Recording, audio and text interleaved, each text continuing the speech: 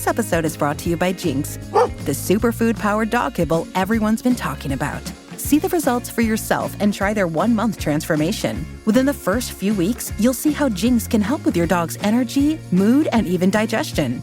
And it's all thanks to the high-quality ingredients they use, like organic chicken, Atlantic salmon, and grass-fed beef. Try the 1-month transformation today. Find Jinx in your local Walmart.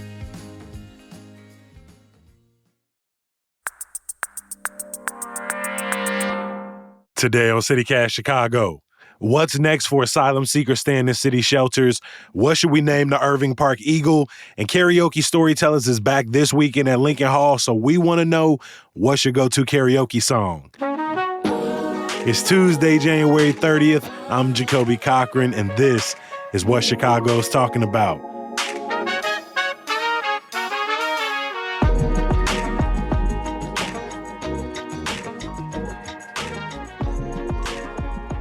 I'm here with executive producer Simone Alisea. Morning, my friend. Good morning, Jacoby. How are you? I'm not out here complaining. Solid weekend. Spent some time inside. I'm rewatching, or I'm watching for the first time, The Sopranos, and so I'm locked in for what's that, like 6 or 7 seasons? That's or something. That's a lot. So Yeah, that's the whole winter, basically, right? I've made a big commitment. Every Tuesday, we check in on some of the big stories ongoing in Chicago, and we got a big announcement yesterday afternoon when Mayor Brandon Johnson postpones evictions at migrant shelters through March. The move comes after pressure from advocates and alders alike. Simone, what's the latest?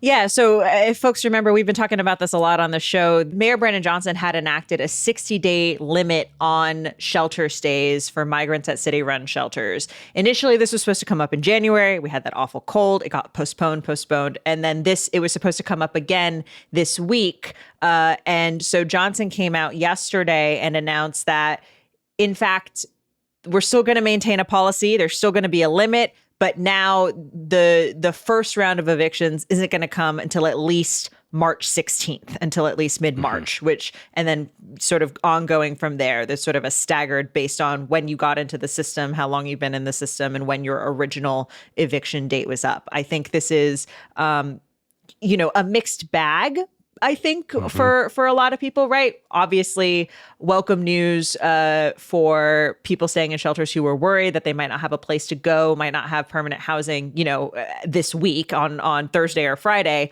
But he didn't totally rescind this policy, which is what alders had asked him to do in a signed letter. About 17 alders and advocates were sort of asking the mayor to just completely rescind this limit. Johnson sort of made a case that, look, these are temporary shelters. Were never intended for permanent residents. The whole point is it's just a place to sort of be housed until you can find permanent housing. And he sort of touted the state's program that has helped find rental assistance for migrants. But the fact of the matter is, on the ground, when you've got kids in school, when you don't know if you're going to get your work authorization, it just what temporary means it can be very variable, and there's a lot of precariousness in that situation. Yeah, they asked the Johnson administration, how many of the 1,900 people who were expected to be evicted on February 1st are in some part of the process of getting more permanent housing. And they said something like, I think it was like something like 723. Or so, yeah. Mm-hmm. Yeah. And so, I don't know, throughout the press conference, it was clear that Johnson is full aware that this is the dominating story of this early part of his first term. And at points, he clearly wanted to let us know that other things are happening in the city, that he's working to provide more money for the unhoused in the city, that he is, working to make sure young people have more job opportunities come summer. But it is clear that the frustration is growing amongst people who say, why even create this policy during these months when delays are likely? And he says, hey, this is a part of a broader strategy to get people more permanent housing. We're doing the best we can. We're studying this at all angles from all regions. Yeah, I think the other thing that's important to note, too, is in addition to sort of the broader strategy that you point out and that Johnson pointed out, it's also a cost issue.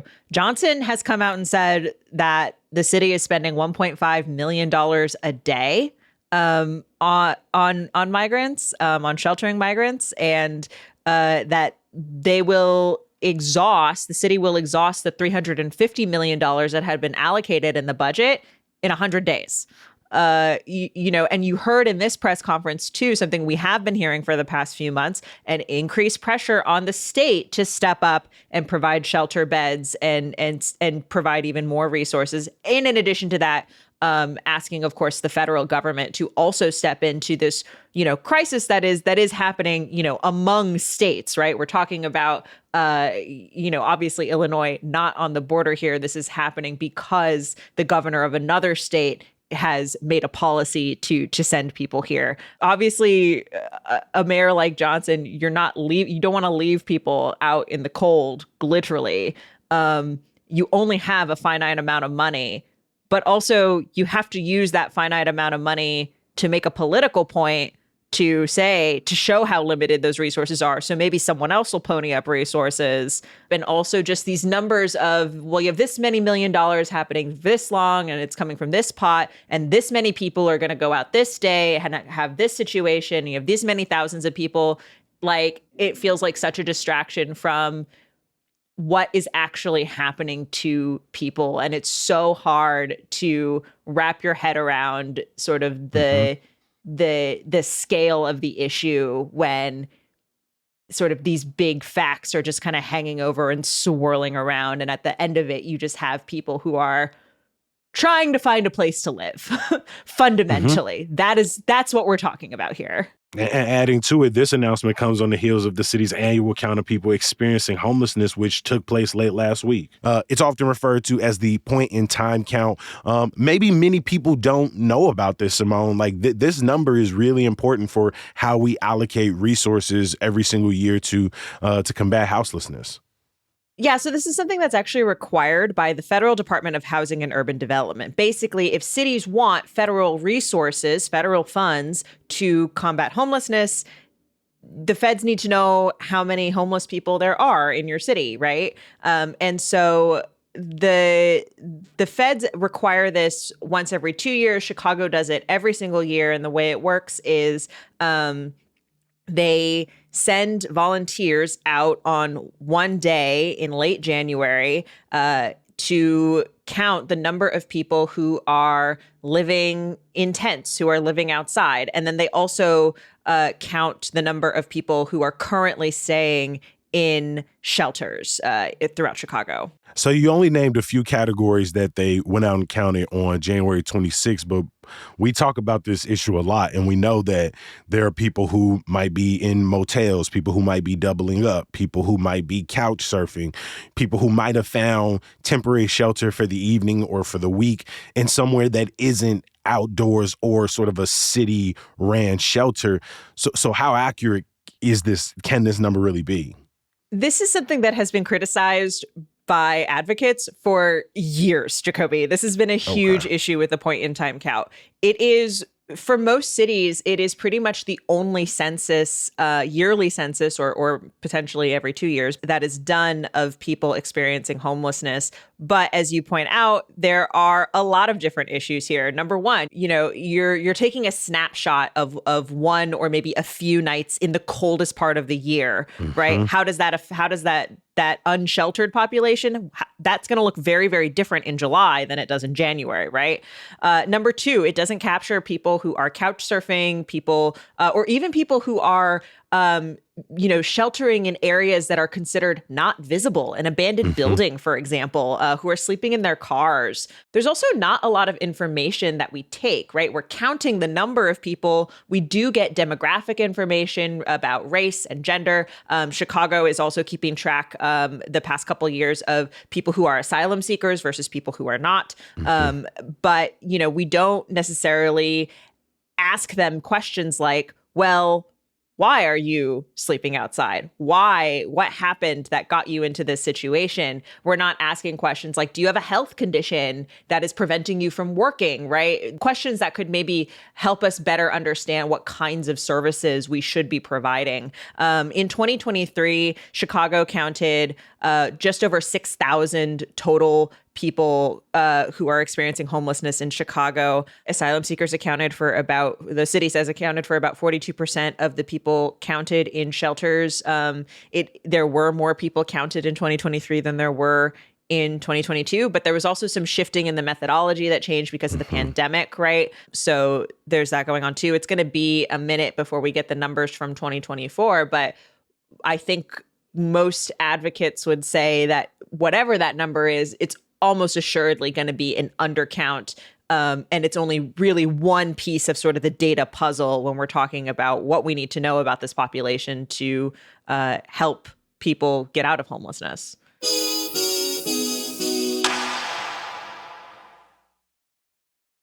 This episode is brought to you by Jinx, the superfood-powered dog kibble everyone's been talking about. See the results for yourself and try their 1-month transformation. Within the first few weeks, you'll see how Jinx can help with your dog's energy, mood, and even digestion. And it's all thanks to the high-quality ingredients they use, like organic chicken, Atlantic salmon, and grass-fed beef. Try the 1-month transformation today. Find Jinx in your local Walmart.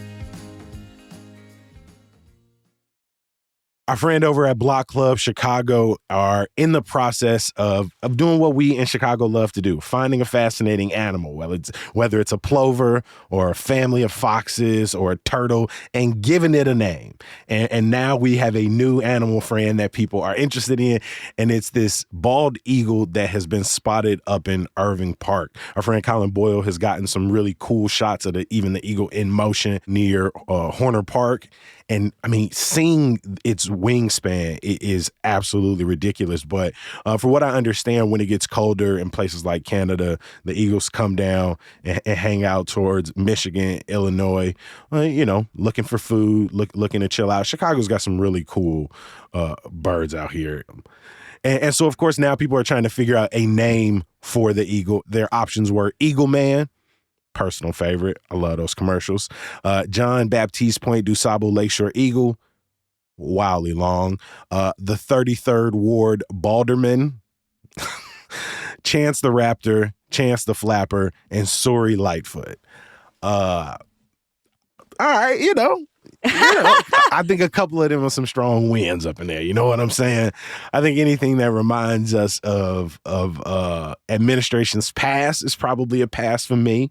I think Chance the Snapper has sort of taken up the sort of Chance the references. You can't name two animals after Chance, I think. I think that's not, I feel like that shouldn't.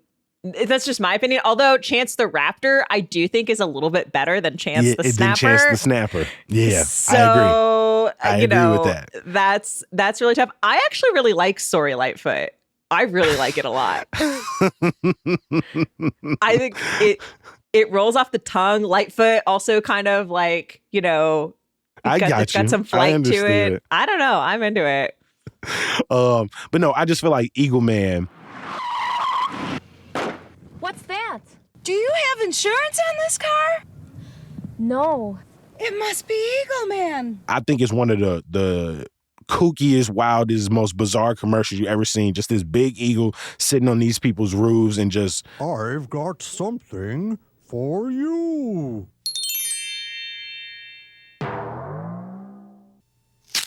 Laying an egg that's got really low rates inside. Look at those low rates. Low rates. It's a wild commercial. It was honestly a little terrifying as a kid, but it feels so Chicago in a way. Eagle Man is just out here. I also think it evokes kind of what it must have felt like for these Irving Park neighbors to walk out in and around Horner Park and to see this like big bald, because they're big birds, right? Like they're not like these teeny tiny little songbirds, right? I've seen so many random videos of eagles locking talons and spinning and just like diving out the sky. They are grand creatures for sure. The other interesting thing is like the bird experts around Chicago were saying, so right, eagles come down to Illinois, come down to Chicago every year, as you said, to escape the comparatively colder sort of Canadian winters. But typically, I guess you would see them more around Lake Calumet River, Big Marsh Park on the south side. and you hadn't seen them as much on the north branch of the Chicago River. But I guess because those smaller waterways were more frozen, the bigger river wasn't as frozen, and there's been a lot of restoration efforts on that part of the river for the past, decade or so. That have really contributed to wildlife coming back there in a big way. And this is just sort of another example of that on the Chicago River, the eagles coming back to feed and to hang out for the winter, which is great. Be on the lookout. Our friends over at Block Club going to drop a name. And from what I hear, they're going to be dropping some merch with the winning name. And so, we always down for it. If you've been listening long enough, Chicago is obsessed with animals. I think this is an early candidate for the end of the year animal bracket. Like, we starting off pretty strong. We starting off the pretty Irving strong. Park Eagle. Like that is going to have to compete against the Plover's going to be back in it, of course, later by the end of the year. But here's the question, Jacoby, at the risk of alienating all of our listeners. Do you think the rat hole should count as one of Chicago's favorite animals? The face that Jacoby's making right now. I'm over it, G. I'm over it. It was cool that first day and a half. I was like, oh, man, I never heard about this. It's been there for 20 years. And now they say people out there doing hooded vigils, like got candle, like people walking up doing rituals. I'm like, nah, man, y'all bugging, G. Y'all bugging. Y'all was supposed to chill out on that. But no, Small. The answer is no. I don't know. We'll see. Stay tuned. Stay tuned. December 2024. We'll find out. Before we get out of here, this Sunday, we are hosting Karaoke Storytellers, an event where we blend two of Chicago's coolest art forms, karaoke and storytelling, at Lincoln Hall up in Lincoln Park. Simone, but we doing something new. In addition to having a great lineup featuring folks like Sonal Agrawal, fantastic comedian, Kelly Howard, who you've definitely seen across your Chicago TV screens, Manessi, Marley. But if people show up early when doors open at 6, City Cast is partnering with Karaoke Storytellers. What are we going to be doing?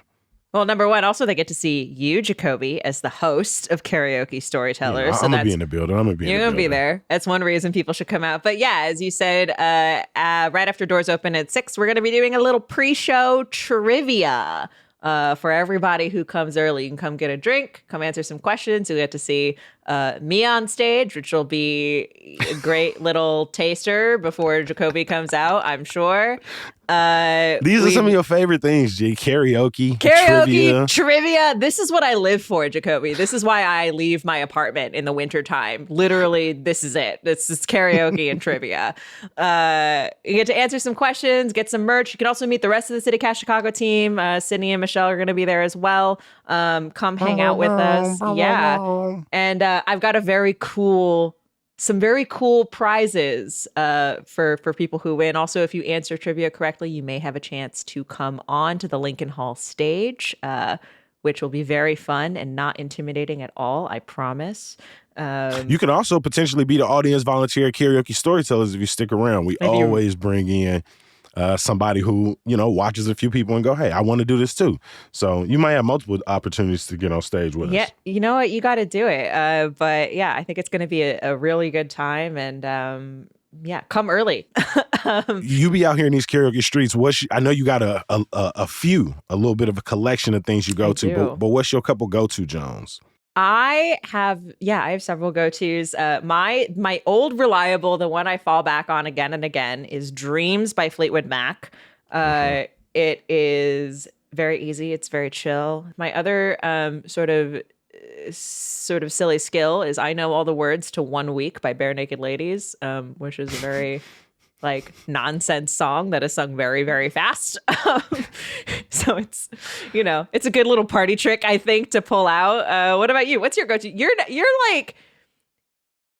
pro karaoke. I like enjoying watching karaoke. I don't do it often. Hosting the show allows me to just kind of chill out, not really have to sing.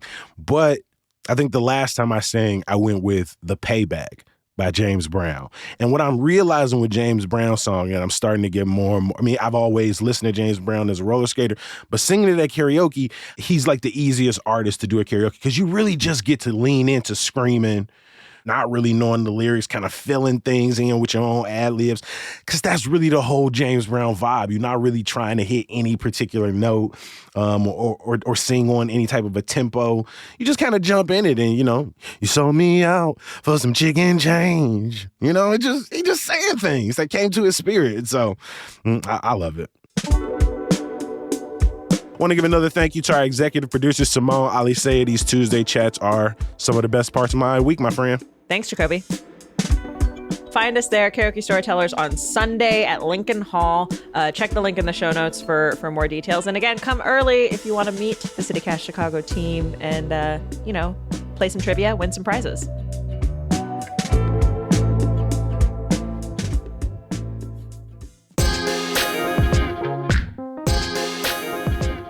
One more thing, some good news. Blues legend Buddy Guy will kick off 3 days of shows this Thursday at Buddy Guy's Legends in the Loop. You can find a link in the show notes. Also, you can get this event and more at our events page on chicago.citycast.fm and get daily events in your inbox every morning by signing up for our newsletter, Hey Chicago. We're going to be back bright and early tomorrow. We'll talk to you then. Peace.